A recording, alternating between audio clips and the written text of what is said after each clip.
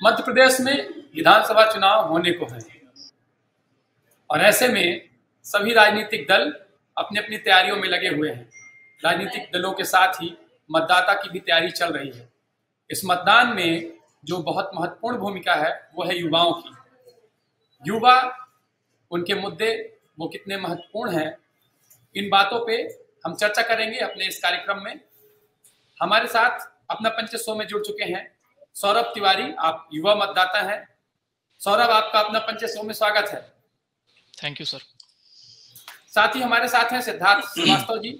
आप सामाजिक कार्यकर्ता हैं और युवाओं के जो मामले हैं उनमें नजर रखते हैं। सिद्धार्थ, आपका स्वागत है कार्यक्रम में। बहुत बहुत धन्यवाद।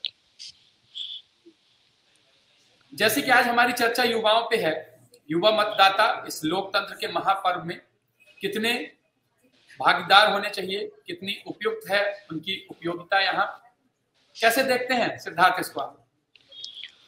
निसंदेह जो ये पर्व है, हम कहते हैं कि लोकतंत्र का महापर्व है और लोकतंत्र के महापर्व पर जिम्मेदारी उस वर्ग की ज्यादा अधिक हो जाती है जिसको स्वामी विवेकानंद ने कहा था कि अगर दुनिया के पैमाने पर हम देखें तो सबसे बड़ा लोकतांत्रिक युवाओं वाला देश भारत है और युवाओं से हमेशा सबकी उम्मीदें रही है। कहा जाता है कि युवा और छात्र आगे देश का कर्णधार होता है, भविष्य होता है।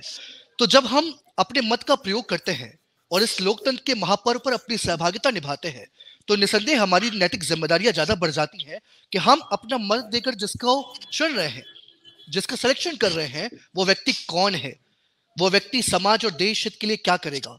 हम कई कुछ सोच के मतदान करते हैं। इसलिए जब हम देश के पैमाने पर बात करते हैं, समाज के पैमाने पर बात करते हैं, तो देश और समाज का भविष्य तय करने वाला युवा होता है। युवा का एक मत इस देश की और समाज की दशा और दिशा तय करने का काम करता है।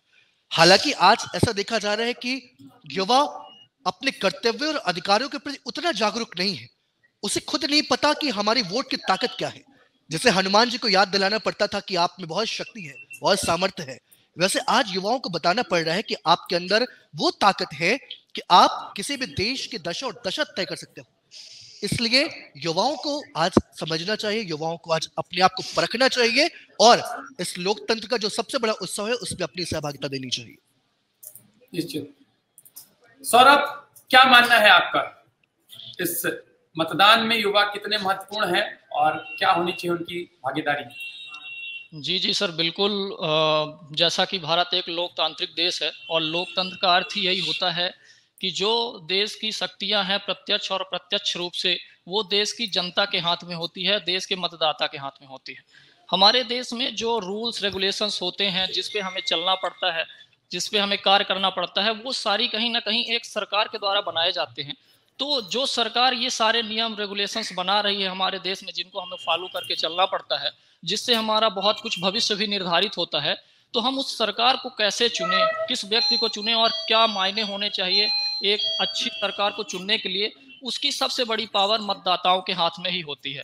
हम एक जागरूक मतदाता यदि हैं तो हम ये समझ सकते हैं कि हमारे लिए क्या सही है, क्या गलत है, और उस हिसाब से हम एक सही व्यक्ति का चुनाव कर सकते हैं, सही सरकार का चुनाव कर सकते हैं, जो कि हमारे देश में सही रूल्स और रेगुलेशंस लेके आए, जिससे देश लगातार ग्रो हो, देश में डेवलपमेंट बढ़े, देश में जो ये बेरोजगारी की समस्याएं हैं ये भी कंटिन्यू कम हो और जनता खुश हो और देश अपना आगे बढ़े। यही मुख्य रूप से मतदाता का जो अर्थ है कि एक अच्छी सरकार चुनना जो सही तरीके से काम कर सके देश में।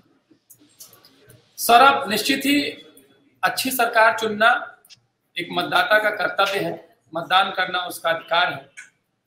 इस बीच यदि हम मध्य प्रदेश की बात करें और विंध्य क्षेत्र की बात करें तो युवाओं की जो मुद्दे हैं, युवाओं के जो मामले हैं, उनमें कितना ध्यान दिया गया है, उन मुद्दों को कितना महत्व दिया गया है, युवाओं के लिए जो आवश्यकताएं हैं उनकी शिक्षा और रोजगार, उसमें कितना कार्य हुआ है, कैसे देखते हैं आप इसे?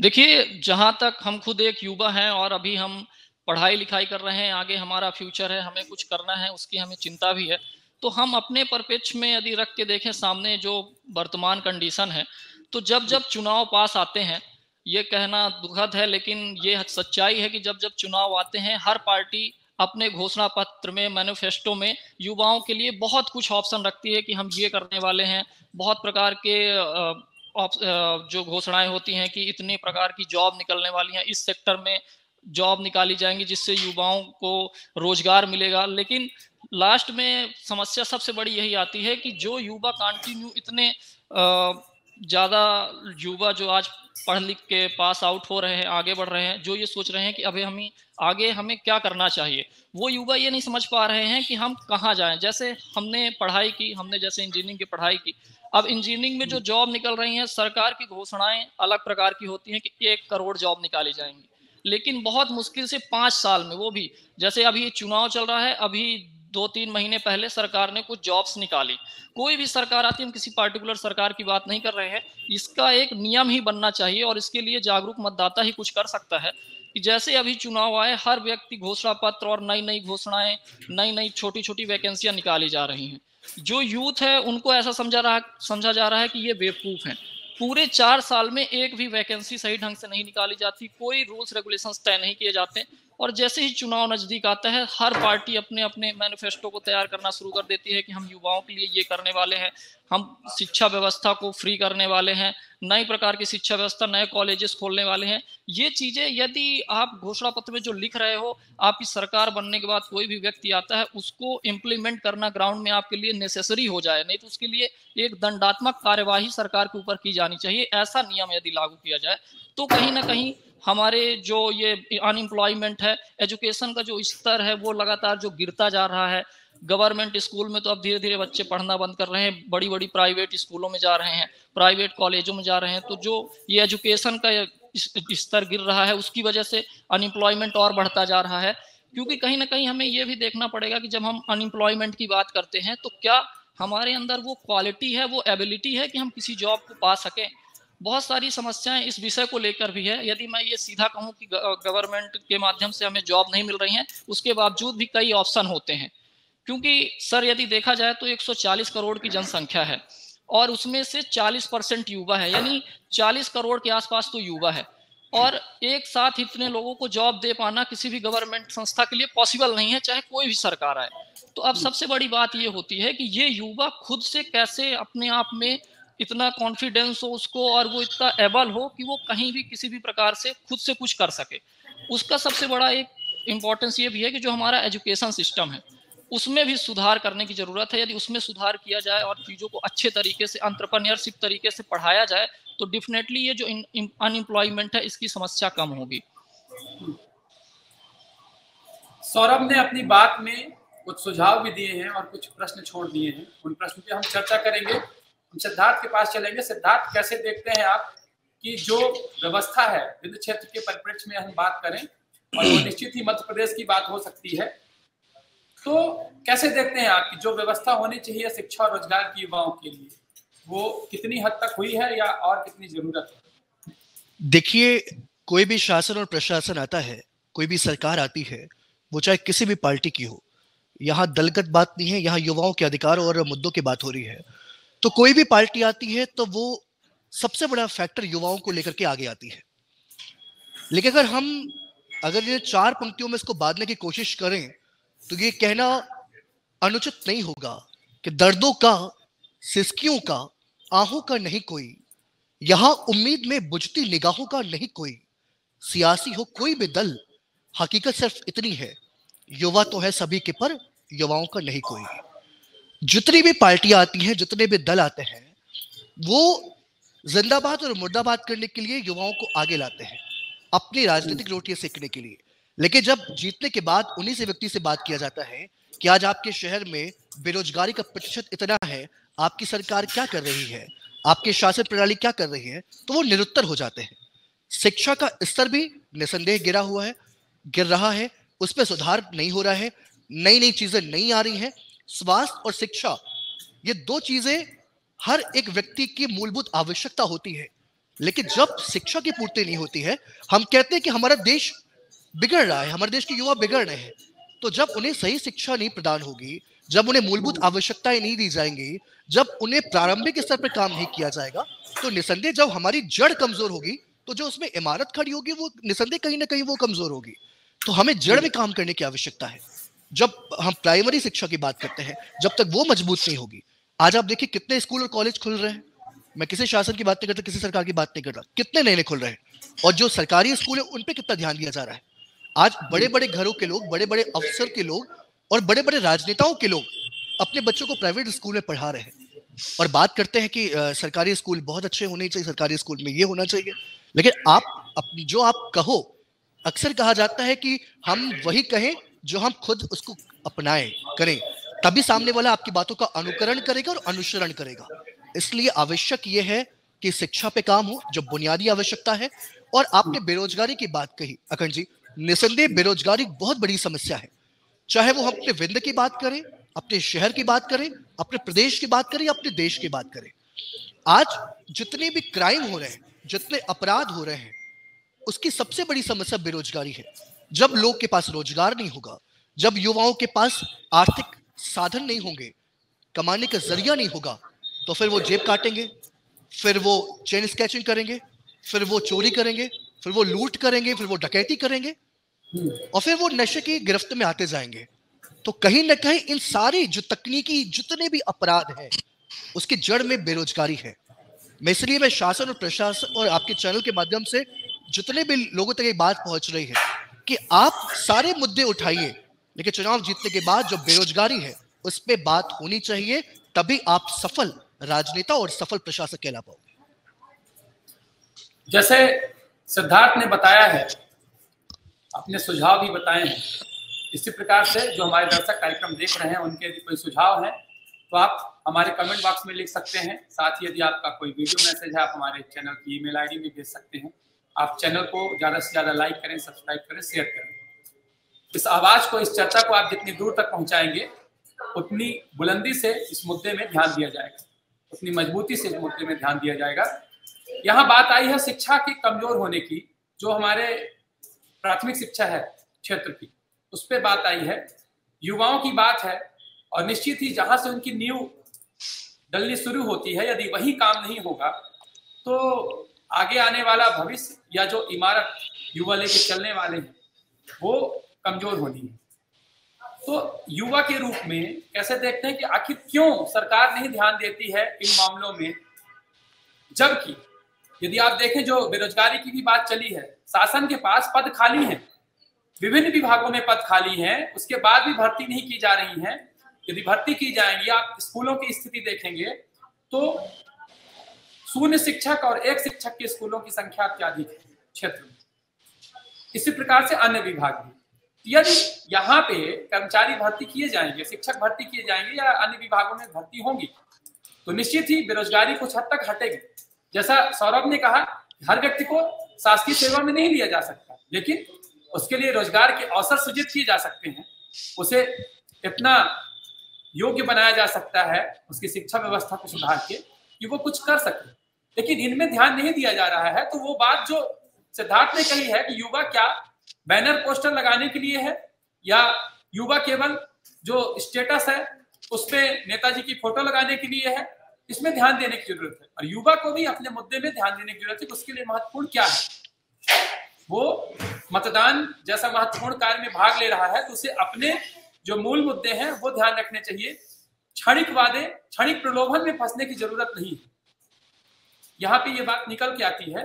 तो शिक्षा व्यवस्था यदि सुधरेगी, और युवा की जो मांग भी है शिक्षा और रोजगार, क्या मांग रहा है शिक्षा और रोजगार, उसमें ध्यान नहीं दिया जाता।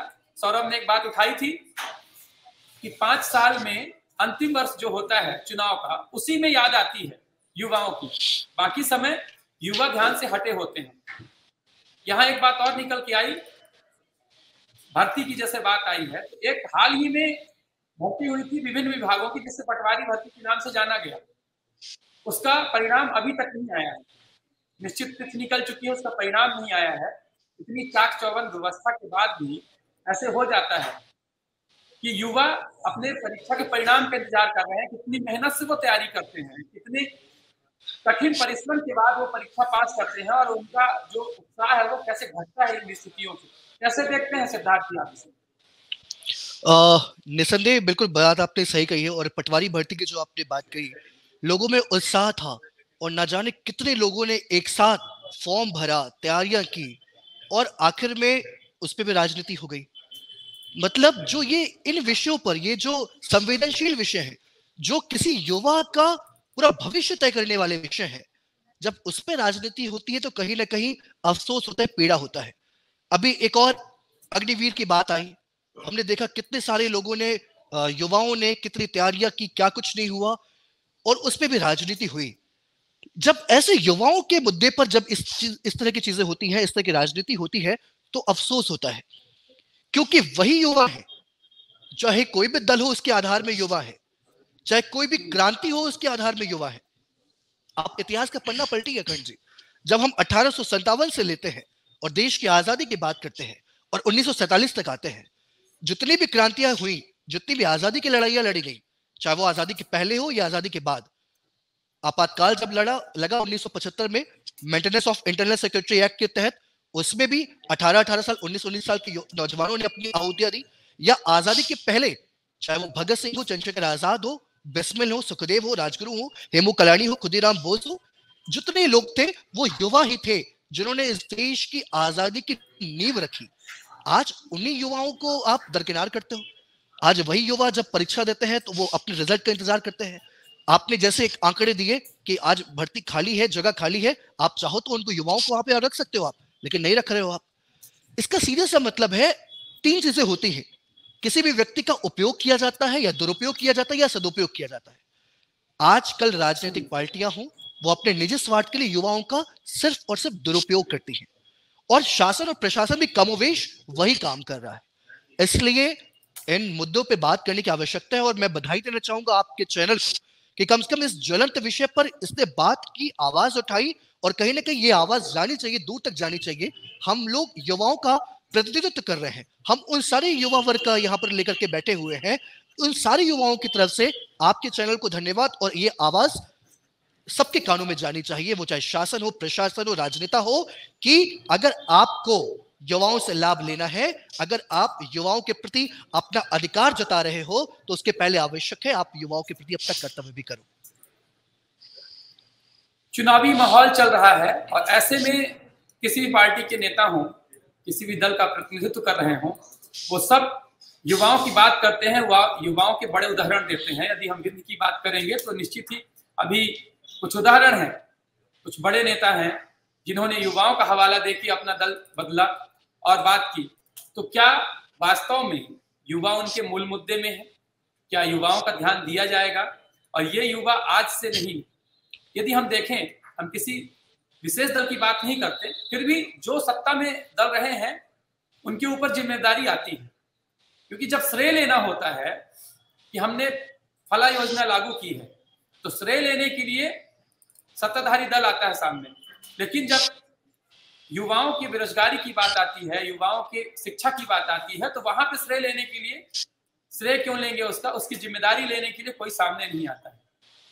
तो जब हम अच्छे कार्य की तारीफ लेना पसंद करते हैं, तो जो कार्य नहीं हो पाया है उसकी जिम्मेदारी लेके हमें उसमें सुधार करने की जरूरत है।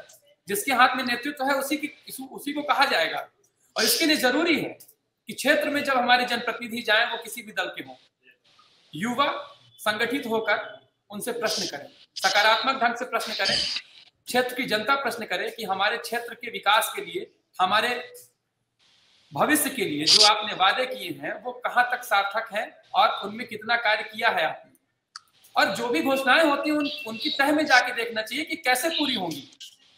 ऐसी भी घोषणाएं हो जाती हैं जिनसे कर्ज का बोझ बढ़ता है, वहां पे ध्यान नहीं दिया जाता है। आप बजट की बात करें, अगर युवाओं की बात आएगी तो ये हो जाता है कि बजट का अभाव है। लेकिन यदि बजट का अभाव होता तो जिस तरह की घोषणाएं हो रही हैं, जिस गति से, वो कहां से फंड आ रहा है और कहां से बजट आ रहा है? सौरभ जी क्या कहते हैं इस पे आप?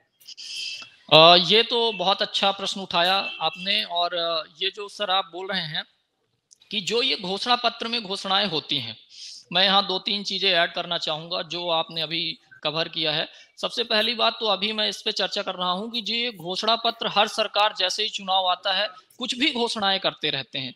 मतलब जो पॉसिबल है, जो इम्पॉसिबल है, बिना सोचे कुछ भी आप घोषणाएं कर दो। हमें एक इस हिसाब से एक नियम लागू करना चाहिए। हम इस पे अभी बात करना चाहते हैं कि जितने भी सरकार के घोषणा पत्र बनते हैं उसकी पहले एक जांच होनी चाहिए। यदि सरकार ने ये घोषणाएं की हैं, उसकी एक कमेटी होनी चाहिए कि सरकार ने यदि इतनी घोषणाएं की हैं तो उसके पीछे उसने क्या लॉजिक और क्या डाटा फैक्ट रखे हुए हैं। घोषणाएं आपने कर दी और सरकार का बजट उतना है या नहीं, राजस्व उतना आ रहा है या नहीं आ रहा है, फिर आप जीएसटी में लगातार कंटिन्यू जीएसटी बढ़ाए जाओ, तेल पेट्रोल का दाम बढ़ा दो, सारी चीजें आप महंगी कर दो, महंगाई चरम सीमा पे ऑलरेडी है ही। अब यही पैसे आप जनता से निकाल के और वही अपनी फ्री की घोषणाओं में लगा रहे हैं। तो जब आप कोई मैनिफेस्टो कोई पार्टी तैयार करे, उसके लिए एक कानूनी कमेटी बैठे कि यदि आपने ये घोषणा पत्र में लिखा है तो आप इसका पहले फैक्ट पूरा फाइनेंशियल दिखाइए, कैसे लिखा है, और फिर यदि सरकार बन जाती है तो आपको उसको लागू करके उसको एग्जीक्यूट करके दिखाना पड़ेगा। नहीं तो उसमें सरकार के ऊपर कोई ऐसा सिस्टम रखा जाए कि यहाँ से आपको हटाया जा सकता है या फिर आपको बाहर किया जा सकता है, दोबारा से चुनाव कराए जा सकते हैं। कुछ ऐसा सिस्टम रखा जाए कि एक बार जीतने के बाद कुछ भी घोषणाएं करने के बाद 5 साल के लिए फ्री हो जाते हैं जो भी नेता मंत्री होते हैं, सरकार होती है। तो उसके पीछे कोई ऐसा लॉजिक रखा जाए कि जो चीजें हो रही हैं उसको एग्जीक्यूट भी सरकार को करना पड़ेगा, इसीलिए उसी हिसाब से घोषणाएं करें, और जो भी घोषणा करे जनता के हित में जो घोषणाएं कर रही हैं उसको जनता तक उसका लाभ भी पहुंचना चाहिए। जो अभी एक चीज आपने कही थी, ये तो इसमें एक पूरा विस्तृत चर्चा करनी पड़ेगी घोषणा पत्र को लेकर, और जो ग्राउंड में काम होता है, जो सरकारें काम करती है उसको लेकर। मैं अभी एक चीज बताना चाहूंगा, जो आपने कहा कि जो सबसे बड़ी समस्या है, मैं एक युवा हूं और सबसे बड़ी समस्या अनएम्प्लॉयमेंट की आती है, बेरोजगारी की समस्या। वो ये है कि बहुत सारे ऐसे डिपार्टमेंट है, जैसे रेलवे है और बहुत सारे ऐसे विभाग है जहां पे ज्यादातर कर्मचारियों की जरूरत है। हॉस्पिटल्स हैं हमारी, जो बड़ी बड़ी बिल्डिंग बन के केवल बिल्डिंग खड़ी हुई है, वहां जो मरीज जाता है उसका इलाज तक करने वाला कोई नहीं है। जो गवर्नमेंट के डॉक्टर हैं वो अपना अलग जगह बैठ के इलाज, खुद का प्राइवेट खोल के इलाज कर रहे हैं। तो बहुत सारे ऐसे संस्थान हैं जहां पे अभी बहुत जो हमारे काम करने वाले लोग हैं उनकी कमी बहुत ज्यादा है।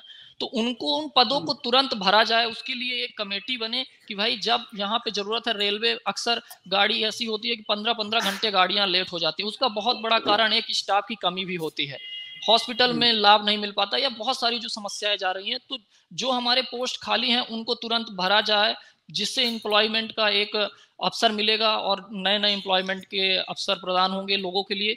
दूसरी चीज, जो सेवा है, जैसे पहले 58 साल, फिर 60 साल, अब 62 साल, अब 65 साल सरकार करती जा रही, ये बहुत गलत है। मैं खुद एक इंजीनियर और मैं छोटा काम करता हूँ, उसमें मुझे पता चला कि जो कंप्यूटर का काम है, जैसे नगर निगम की यदि हम बात करें तो वहाँ 60 साल 62 साल के जो व्यक्ति बैठे हैं उनको आज कंप्यूटर में काम करना पड़ रहा है, उनको बड़ी समस्या होती है काम करने में, वो उस काम को नहीं कर पा रहे हैं, फिर भी उनकी रिटायरमेंट एज बढ़ाई जा रही है। वो सिर्फ इसलिए कि सरकार चाहती है कि यदि हम रिटायरमेंट एज बढ़ा देंगे तो एक साथ जो एम्प्लॉयमेंट ये बाहर जाने वाले, हमें इनके जो एक साथ पैसा देना है ये हमें नहीं देना पड़ेगा। तो एक ऐसा रिटायरमेंट एज का भी एक नियम फिक्स किया जाए कि इतने में ही रिटायरमेंट सामने वाले व्यक्ति को देनी है, और एक जो पद है उसके लिए यदि कहीं आप 50,000 रुपए लगा रहे हो किसी एक व्यक्ति के पीछे, तो 25-25 में आप 2 व्यक्तियों को रखो, वो काम ज्यादा एफिशिएंट तरीके से हो सकता है। ये एक चीज उसमें भी यदि ऐसा सोचा जाए तो ये ज्यादा बेहतर रहेगा। और एक चीज ये सर कि जो आज के समय में करप्शन है, अपन इस काम करते हैं, सामने देखते हैं तो हर जगह करप्शन है, बिना पैसे लिए दिए कोई काम नहीं होता है। तो जब तक सरकार कोई सिंगल विंडो सिस्टम हर चीज में लागू नहीं करेगी और ये करप्शन को खत्म नहीं करेगी, मतलब आज यदि एक बच्चा पढ़ाई करने जा रहा है, उसको कहीं एडमिशन लेना है, खासकर मेडिकल की पढ़ाई में तो सबसे बड़ी ये समस्या समझ में आती है, बच्चे सुसाइड तक कर रहे हैं, पैसे दे के उनका एडमिशन हो रहा है, बिना पैसे से वो एडमिशन नहीं, पढ़ाई नहीं कर सकते हैं। ये भी एक सबसे बड़ी समस्या है सर। तो ये कई मुद्दे हैं जिन पे सरकार को और जो ये नियम बनाने वाले, कानून बनाने वाले होते हैं, उनको सोचना चाहिए। जो भी घोषणाएं हो रही हो उसको पहले ही आप ऑब्जर्व करो और समझो कि इसको कैसे ग्राउंड में एग्जीक्यूट किया जा सकता है। यदि ऐसा नहीं होता है तो उनके ऊपर फिर कार्यवाही भी होनी चाहिए। सौरभ जी ने जो बात कही है वो अपनी बात में एक सुझाव भी दे रहे हैं, और जो प्रश्न उन्होंने छोड़ा है यदि हम उस पर नजर दौड़ाएं तो क्षेत्र में जब हमारे जनप्रतिनिधि होते हैं वही कहीं ना कहीं नियम बनाने में महत्वपूर्ण भूमिका रखते हैं। तो एक तो हमारी जिम्मेदारी है कि हम उनसे प्रश्न पूछें, चुप रहना विकल्प है ही नहीं, हमें उनसे प्रश्न करना है, तो उन्हें जवाब तो देना ही होगा कि आपने जो कहा है वो क्यों नहीं किया। अगली बात पे आते हैं हम कि जो बात भ्रष्टाचार की है उसमें एक हमारी भी जिम्मेवारी है कि हम कोशिश करें कि हम इसमें शामिल ना हो, और यदि हम अपनी जो हमारी बारी है, जो हमारा नंबर है, उसका इंतजार करेंगे। कई बार क्या होता है कि जल्दबाजी में लोग खुद ही शुरुआत करते हैं इस तरह की घटनाओं की, तो जहां भी हो रहा है उसका विरोध करना तो जरूरी ही है। हम जो युवाओं की बात करते हैं तो उनके जो भर्ती है उसके नोटिफिकेशन आते हैं, पर वो कब नियुक्तियां होंगी, कब परीक्षा होगी, ये निश्चित नहीं हो पाता है। एक वो मुद्दा है। और एक बात है कि हमारे विंध्य में यदि हम बात करें तो संसाधन की कमी नहीं है। आप पर्यटन देख लीजिए, आप यहाँ का खनिज संपदा देख लीजिए, आप वन संपदा देख लीजिए, इन सब में संपन्न है विंध्य। उसके बाद भी विंध्य में जो रोजगार के अवसर हैं वो कितने सृजित हुए हैं वो आप लोग देख ही रहे हैं। आप युवा हैं, उस स्थिति से गुजर रहे हैं। सिद्धार्थ जी क्या कहते हैं, आपके संसाधन होने के बाद भी अवसर क्यों नहीं सृजित हो पाती? निसंदेह ये बहुत गंभीर विषय है।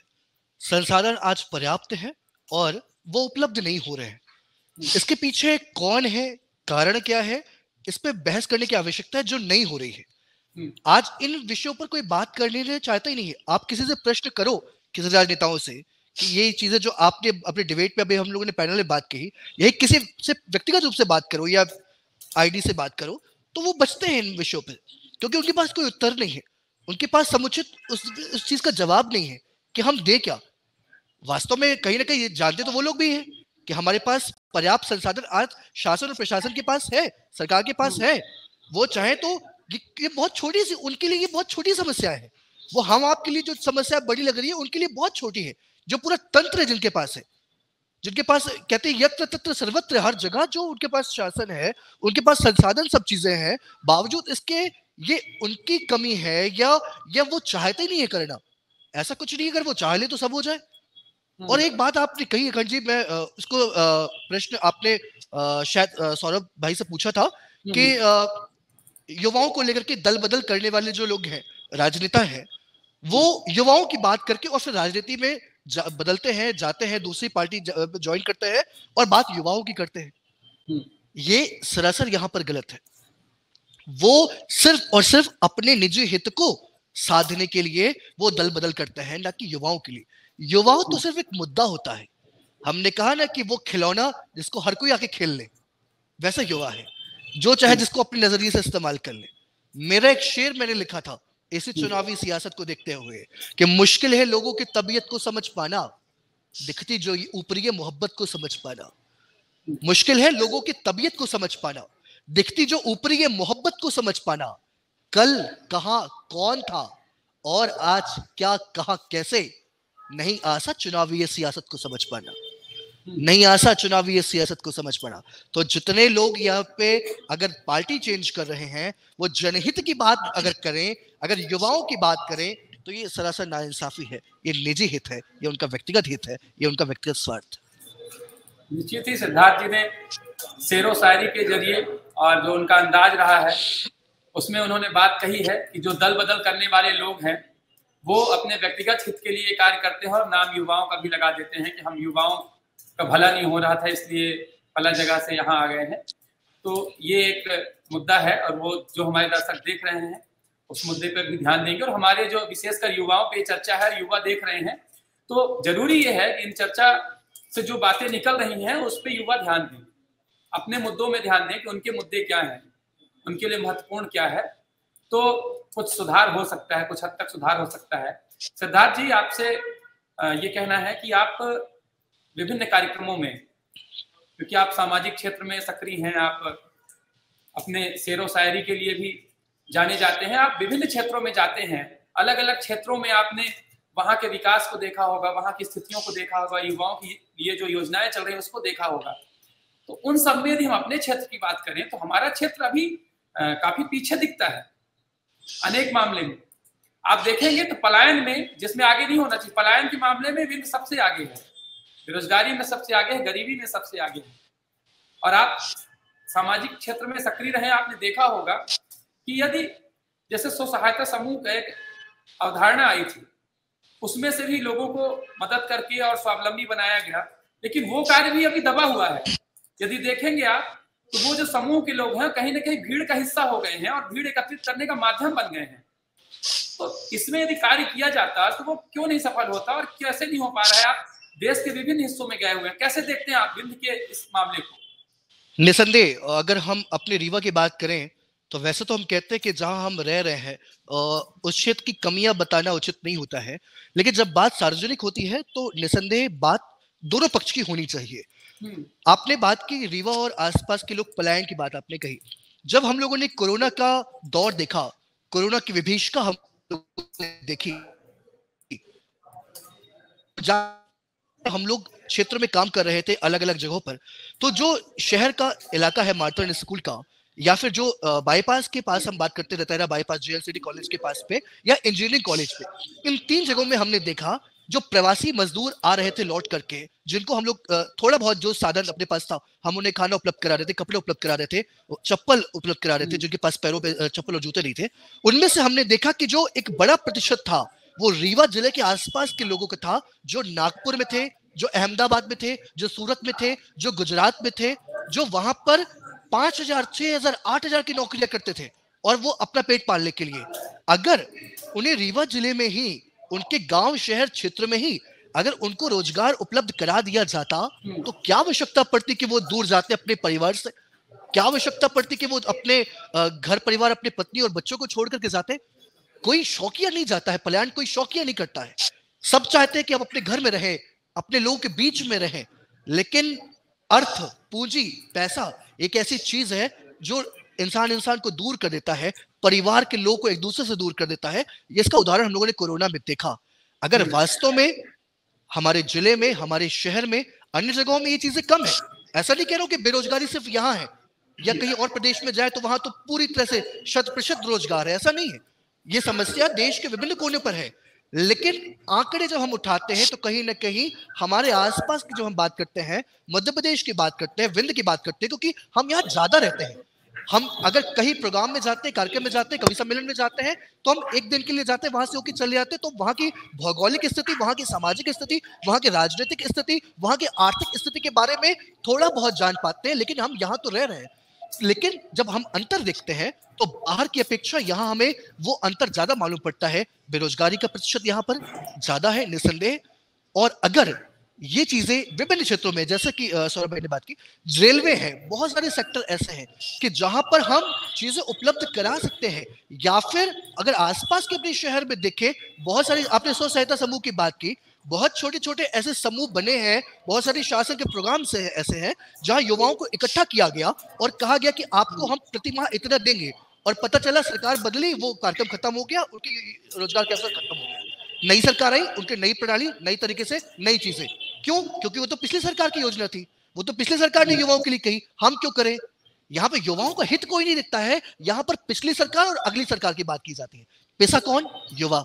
मरण किसकी हुई? युवाओं की, जो थोड़ी सी आस लेकर बैठा है कि हमें 4,000 मिलेगा, हमें 5,000 मिलेगा, कम से कम हम जेब खर्च तो निकाल सकते हैं, कम से कम अपने घर परिवार से पैसे तो न ले, उसकी वो स्थिति तो खत्म हो गई, क्योंकि अगली सरकार आई, वो उन्होंने युवाओं का नहीं सोचा, क्योंकि पिछली सरकार की योजना थी।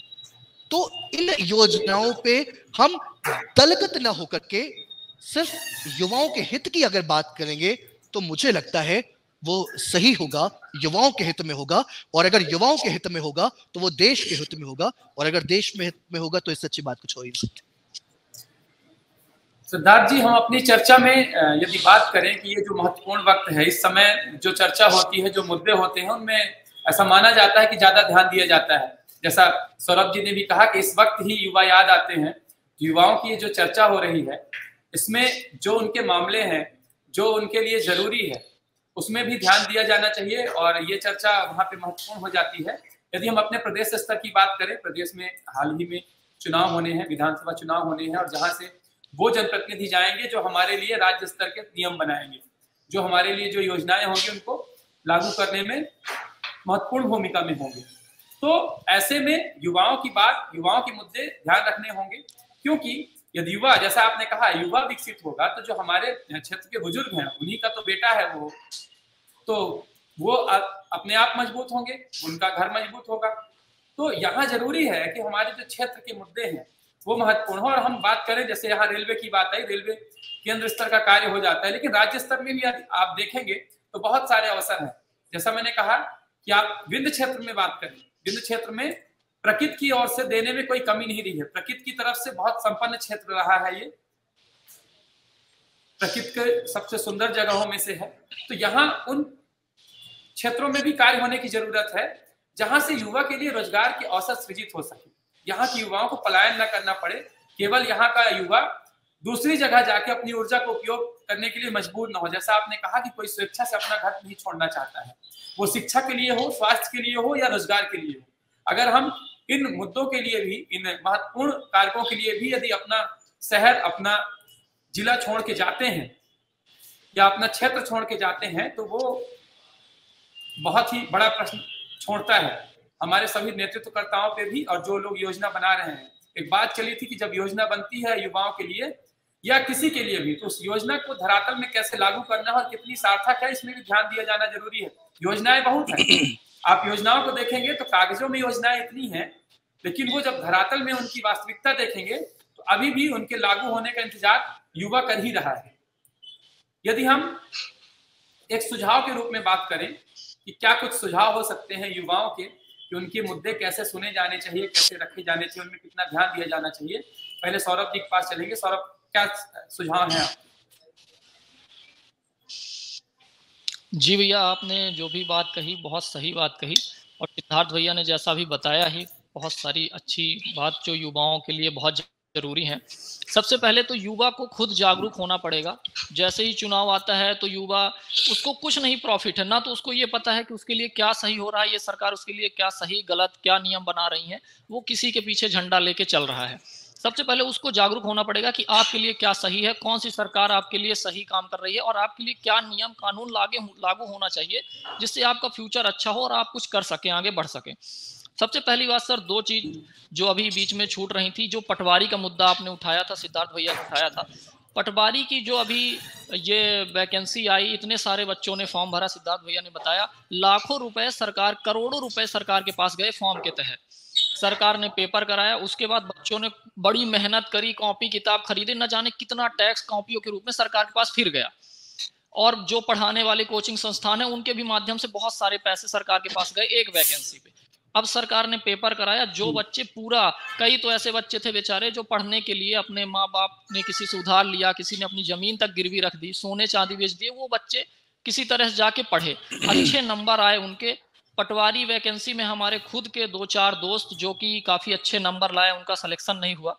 ये एक बहुत बड़ा घोटाला था। ग्वालियर में एक ही कॉलेज के, एनआरआई कॉलेज के बहुत सारे बच्चे एक साथ सेलेक्ट हो जाते हैं, और जो बच्चे सेलेक्ट होते हैं देखने को मिलता है कि उनसे सिग्नेचर तक अपना करते नहीं आता है, उसमें भी नाम भी उनका सही अच्छे से लिखा नहीं है।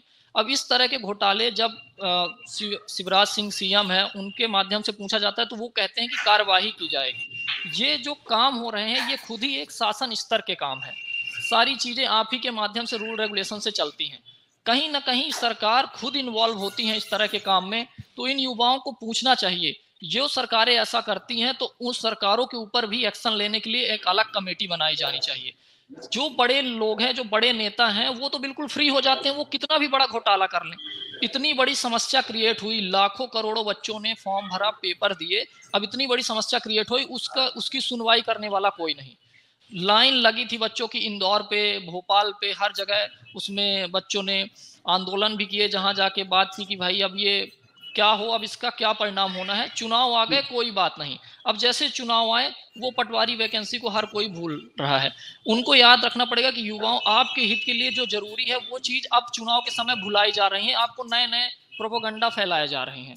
तो हर चीज के ऊपर एक प्रॉपर कमेटी होनी चाहिए कि यदि सरकार भी गलती करती है तो सरकार के ऊपर भी एक्शन होना चाहिए। सबसे पहली बात तो सर, जिस तरह पटवारी वैकेंसी में हुआ और इससे पहले व्यापक घोटाला हो ही चुका है।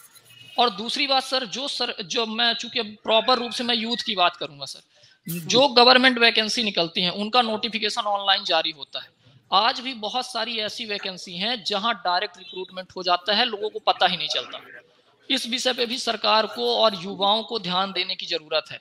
हर चीज का एक ट्रांसपेरेंट माध्यम होना चाहिए, हर बच्चे को पता चलना चाहिए, जो काबिल बच्चा है उसको वो वैकेंसी मिलनी चाहिए, वो सीट मिलनी चाहिए।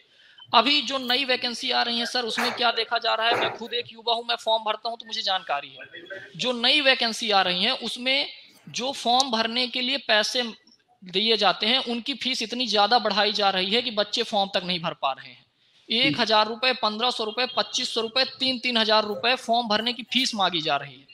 जो बच्चा खुद अभी बेरोजगार है, लाखों रुपए दे के वो पढ़ाई करके किसी तरह से बाहर आया है, फिर लाखों रुपए लगा के वो कोचिंग करके ट्यूशन से कॉपी पढ़ रहा है, पैसे कंटिन्यू उसके लग रहे हैं, उसको भरोसा भी नहीं उसको कोई वैकेंसी मिलेगी, जॉब मिलेगी या नहीं मिलेगी। पटवारी जैसे घोटाले तो है ही।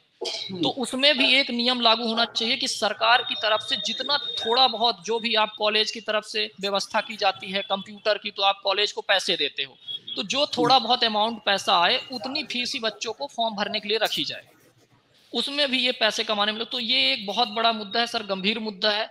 बहुत सारे बच्चे हैं जो पैसे ज्यादा होने की वजह से फॉर्म तक नहीं डाल पाते। तीसरी बात सर जो आपने अभी बताई ही थी कि जो फॉर्म आते हैं उसके लिए किसी तरह से किसी फॉर्म में मात्र इतना बता दिया जाता है कि एक्सपेक्टेड डेट नवंबर दिसंबर में आपके पेपर हो जाएंगे। उसके बाद पेपर का पता नहीं होता। यदि वो चुनाव नजदीक ना हो तो अभी जितने पेपर हुए ये भी पेपर ना होते सर। तो चुनाव नजदीक था इसलिए कोई दिक्कत ना जाए, इसलिए पेपर इन्होंने करा दिए। अभी सर उसमें एग्जैक्ट डेट होनी चाहिए कि यदि आप फॉर्म आज रिलीज कर रहे हो तो 2 महीने बाद इस तारीख को आपका एग्जाम होना है, उसके बाद इस तारीख को आपका डॉक्यूमेंट वेरिफिकेशन होगा, या फिर पहला एग्जाम ले रहे हो, प्री ले रहे हो तो मेंस कब होगा, मेंस के बाद डॉक्यूमेंट वेरिफिकेशन कब होगा। जिस तरह सर चुनाव के लिए तो आप बहुत अच्छे से लागू कर लेते हो, चुनाव इतने बड़े लेवल पे होता है, इतनी बड़ी जनसंख्या इन्वॉल्व होती है, इसमें आप बड़े आसानी से कर लेते हो। इस दिन फॉर्म भरे जाएंगे, इस दिन आप इतने के बीच आपको रिजल्ट की घोषणा की जाएगी, है मतदाता इस तरह। इसी तरह से सर युवाओं के लिए भी होना चाहिए। आप एक वैकेंसी निकालो, उसकी फीस कम से कम रखो, ज्यादातर युवा फॉर्म भर सकें।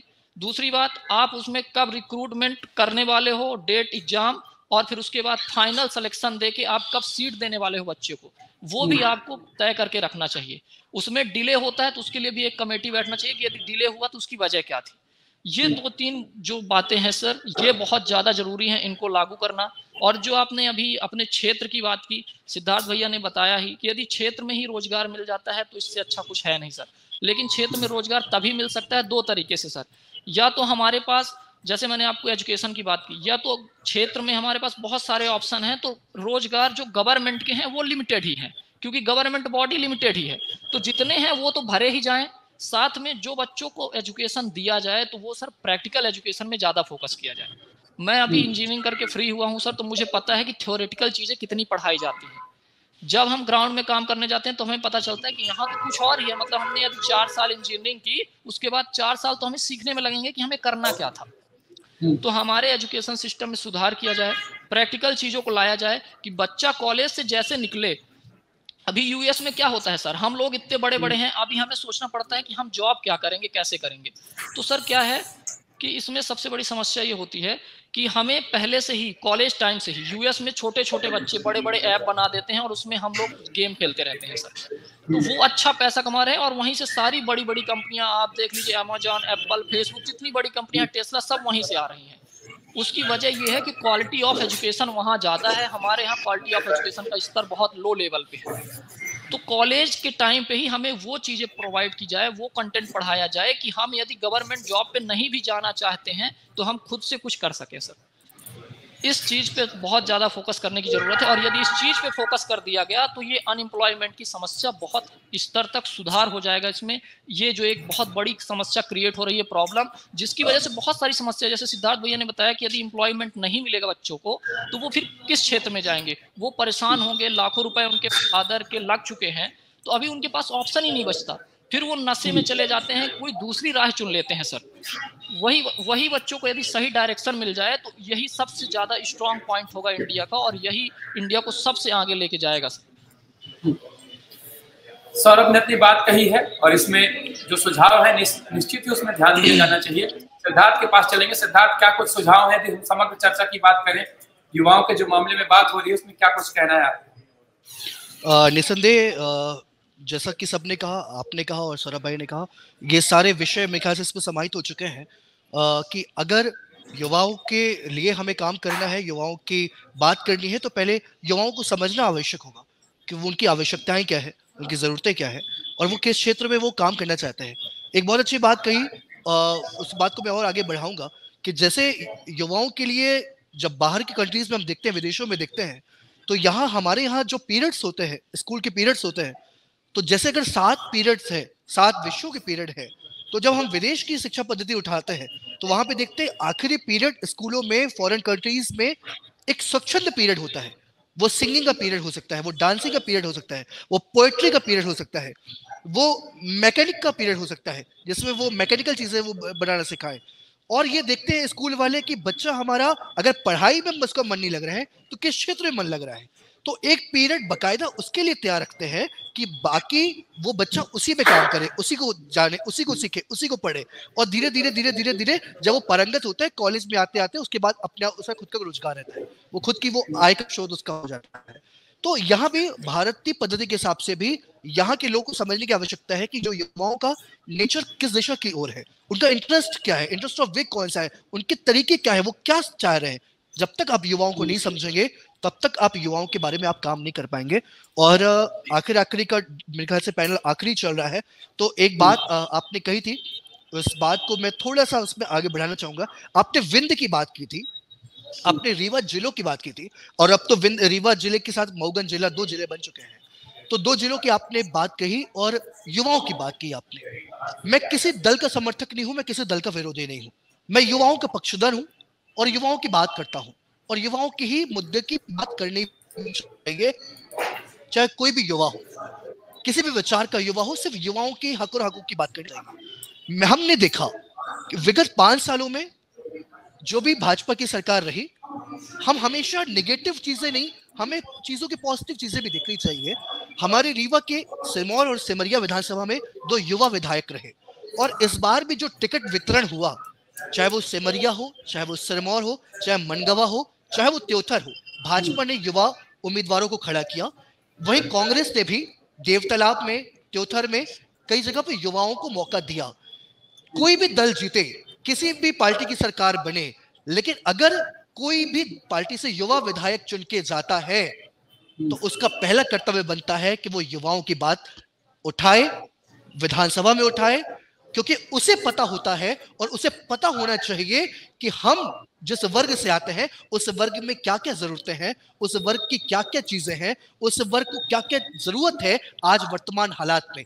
क्योंकि जो बुजुर्ग है, जो एक बड़ी उम्र दराज व्यक्ति है, वो युवाओं की चीजें नहीं समझ सकता है, क्योंकि जो जनरेशन गैप होता है उसमें कहीं न कहीं उस समय की परिस्थितियां अलग थी, उस समय की जरूरतें लोगों की अलग थी, आज अलग है। आज रोजगार चाहिए, आज शिक्षा चाहिए, आज उन्हें उनकी दशा और दिशा तय करने वाली चीजें चाहिए। तो अगर कोई युवा विधायक चुन के जाता है हमारे क्षेत्र से, तो मेरा ये व्यक्तिगत रूप से मानना है कि वो युवाओं की बात करे, और हम सकारात्मक हैं। तो चलते चलते एक शेर मेरी तरफ से किसी बड़े शायर का, कि 2-4 बार हम जो कभी हंस हंसा लिए, सारे जहां ने हाथ में पत्थर उठा लिए। 2-4 बार हम जो कभी हंस हंसा लिए, सारे जहां ने हाथ में पत्थर उठा लिए, पर दुनिया ने हम पे फेंके थे पत्थर जो बेहिसाब, हमने उन्हीं को जोड़ के 2 घर बना लिए। क्या बात, क्या सिद्धार्थ जी ने अपनी बात रखी है, यहाँ पर सौरभ ने भी बात रखी है। महत्वपूर्ण ये है, एक अभी अंत में सिद्धार्थ ने जो कहा कि युवा जो है वो युवा के बारे में सोचते हैं। निश्चित ही युवा हो या बुजुर्ग हो, सबको युवाओं के मुद्दे पता है। यदि उसमें ध्यान दिया जाना होगा, या सही मानसिकता होगी, सही उनके विचार होंगे, सही उनकी सोच होगी, तो निश्चित ही युवाओं पे ध्यान दिया जा सकता है। और ऐसा नहीं है कि लोगों को युवाओं की स्थिति पता नहीं है, हर घर में युवा है। भारत सबसे युवा देशों में से है, तो हर घर में युवा है, और युवा को यदि दरकिनार किया जाएगा तो देश का विकास भी, प्रदेश का विकास भी, क्षेत्र का विकास भी प्रभावित होगा। और यहाँ पर इस चर्चा में जो बात आई है, सौरभ ने कही थी बात कि यदि चुनाव की हमारी प्रक्रिया है वो इतने व्यवस्थित ढंग से हो जाती है, तो युवाओं के लिए जो भर्ती परीक्षाएं हैं वो क्यों व्यवस्थित नहीं हो पाती हैं, उनमें क्यों कहीं ना कहीं रोक लग जाती है। तो ये सभी विषय जो है युवाओं को ध्यान रखने होंगे, अपने मुद्दे ध्यान रखने होंगे। आपके लिए महत्वपूर्ण क्या है, आपके भविष्य के लिए महत्वपूर्ण क्या है, आपके क्षेत्र के भविष्य के लिए क्या महत्वपूर्ण है। हम क्षणिक वादे, क्षणिक प्रलोभन में ना फंसे। किसी भी दल, किसी भी पार्टी के लोग हों जो हमारे क्षेत्र के हित में कार्य करें। और निश्चित ही एक बात और मैं जोड़ूंगा कि जो अच्छे कार्य होते हैं वो किसी भी पार्टी का व्यक्ति हो, किसी भी पार्टी का नेता हो, जिसने भी अच्छा कार्य किया है, जनता भूलती नहीं है, उसको याद रखती है। लेकिन जो कार्य नहीं किए गए हैं, जो कार्य होने थे, उसे भी आपको ध्यान रखना है और युवाओं को अपने मुद्दे ध्यान रखने, क्या हमारे लिए जरूरी है, क्या हमारे लिए महत्वपूर्ण है। अपना पंचस्व में हमारे साथ सौरभ तिवारी जुड़े, आप युवा मतदाता हैं और युवाओं की बात कर रहे थे। सौरभ, आपका धन्यवाद। सिद्धार्थ श्रीवास्तव जी जुड़े, आप सामाजिक कार्यकर्ता भी हैं और समाज की बातें करते हैं, युवाओं की बातें करते हैं। सिद्धार्थ, आपका भी धन्यवाद। अपना पंचस्व में ये युवाओं से जुड़ी महत्वपूर्ण चर्चा रही।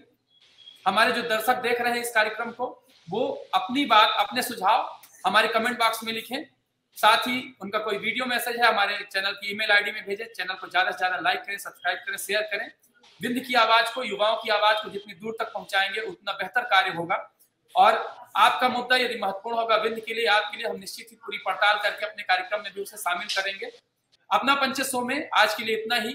कल मिलेंगे नए विषय के साथ जो होगा विंध्य के लिए महत्वपूर्ण, आपके लिए महत्वपूर्ण। तब तक के लिए जुड़े रहिए विंध्य फर्स्ट के साथ। नमस्कार।